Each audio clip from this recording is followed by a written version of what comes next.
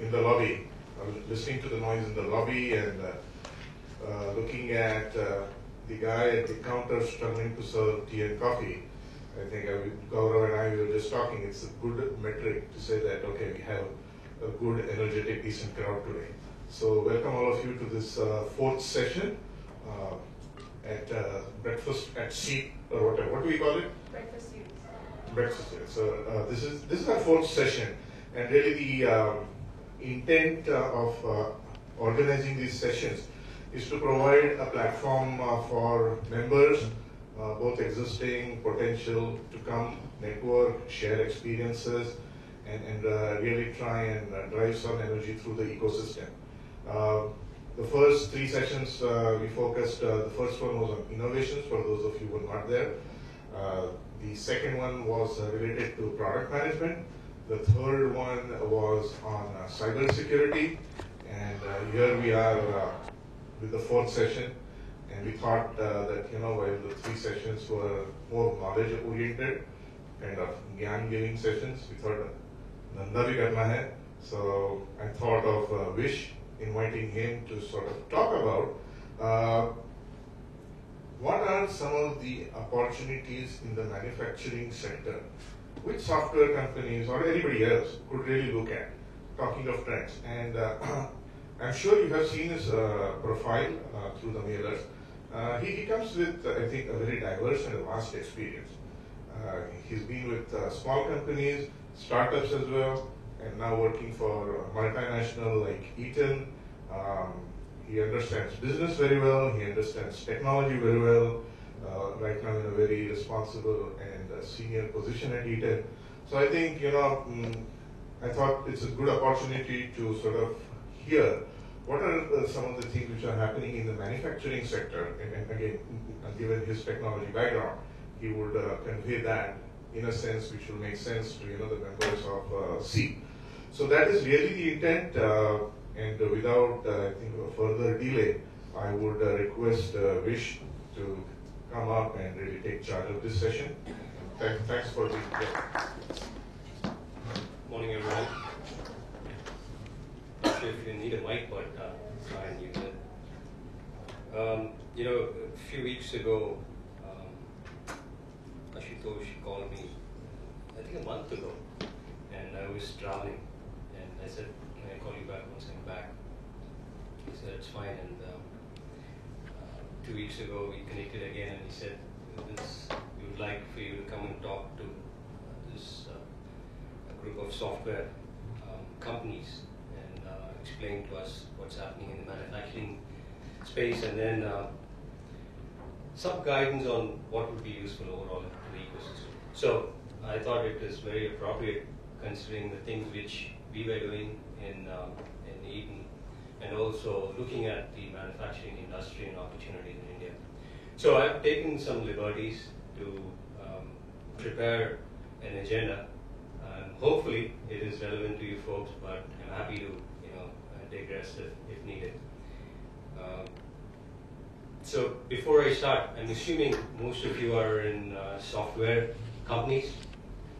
How many of you are in software which is primarily associated with manufacturing? So the agenda which I have in front is just talk about some mega trends, which is not something which I have never done. It is something lots of thought leaders and thinkers out there have put forward. So I'm going to use that as a stage setting for the rest of the conversation. And some of the relevance to our manufacturing ecosystem, and then talk about challenges and opportunities which I see, and then give you some background of what Eaton is. Yeah. Is that fine for an agenda? Okay. So, what are some of the mega trends? I don't think anybody in this room would disagree that we are truly global in a number of ways, and especially in manufacturing. And it has happened pretty rapidly in the past 3 or 4 decades.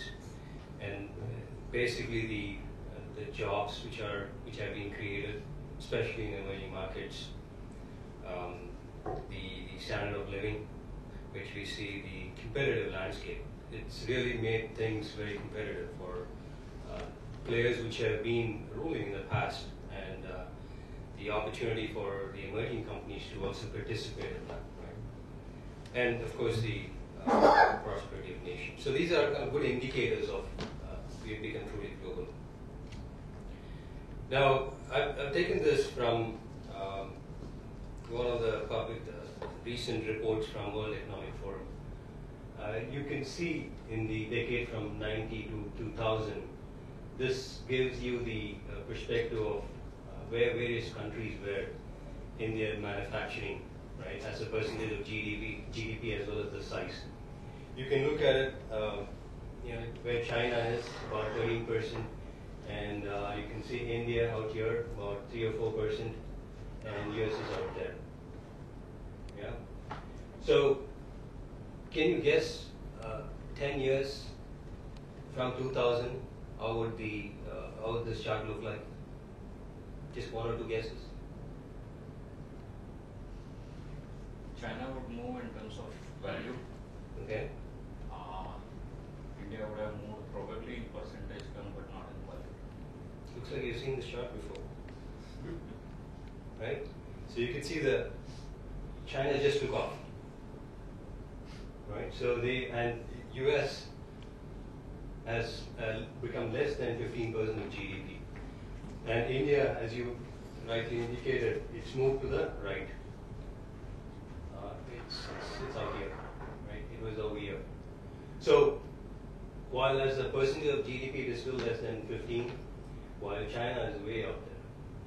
So these are some of the things which have happened in the decades since, 2 decades since 1990. And it's a good indication of the kinds of things which are likely in front of us. Now, what are the major factors, right, leading to this? Obviously, the geopolitical situation across the globe. Then, the 2 things which I have highlighted is what I'm going to focus on, I think is of relevance to us. But the other areas are also important. These are factors in leading to this globalization. So digital infrastructure growth, I'll touch upon that. General infrastructure, which is needed for manufacturing. Then the advancement in computerized manufacturing played a big factor. And of course the kinds of trade agreements, multilateral agreements which has enabled it. So these are the big factors which led to that. So, how many of you heard of Big Shift? Which is a study done by John C. Brown and John Hagel of right now with Deloitte Center for Edge, and previously with the Palo Alto Xerox PARC, right, Research Center. So they've over the years done some research, significant research, which talks about what are the things which are really changing the way businesses compete in the marketplace. What are the major factors? So it's a comprehensive study. If you go look up on the web, you'll see a lot of information on their theory behind it. And they've written a number of books. Good reading. But essentially, the point which they are making is the 2 major drivers are the advancement in digital technology infrastructures, and then the long-term policy trends towards more free economy, freedom of how we interact, right, across the globe. So these are the 2 major factors which is causing big shift. When they say big shift, it is in terms of competitiveness, it is in terms of what change is happening in the marketplace, what companies are leading. So those are the sorts of things which they anticipate, and they predict that this is going to continue, right? We are just seeing the early stages. So what are the trends which kind of attribute to that? Knowledge talks when knowledge flows. Let me explain that a little bit. So according to them, the companies in the previous decades were more focused around keeping information proprietary, right? Keeping it close to how they operate. And the focus was more around achieving cost advantages, right? And their prediction is essentially this is going to change, and these knowledge stocks are going to, they feel that it will depreciate very fast. And it's going to be driven more by knowledge flows, which happens from across the globe.